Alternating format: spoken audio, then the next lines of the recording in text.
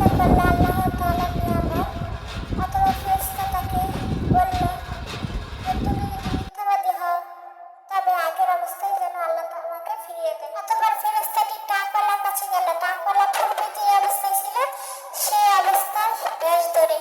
অতঃপর তার কাছে বলল, আমি মুসাফির, পথে আমার সব সামানা শেষ হয়ে গেছে।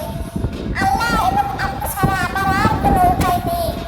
ওই আল্লাহর নামে আমাকে একটি গরু দিন, যে আল্লাহ আপনাকে এত সুন্দর চেহারা এবং এত গরুর পাল দান করেছে।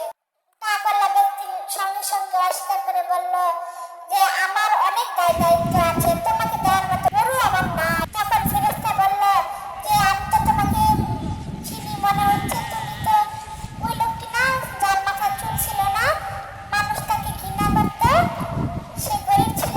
তখন আল্লাহ তাআলা তাকে সম্পদ দান করেছে। তখন টাকওয়ালা লোকটি বলল, না, অস্বীকার করলো এবং বলল, না, আল্লাহ তাআলা আমাকে কোনো সম্পদ দেয়নি, বরং এগুলি বাপ দাদার থেকে আসা সম্পদ, পাওয়া সম্পদ। তখন ফেরেশতা বলল, তুমি যদি মিথ্যাবাদী হও তবে আল্লাহ তোমাকে পূর্বের অবস্থায় ফিরিয়ে দিক।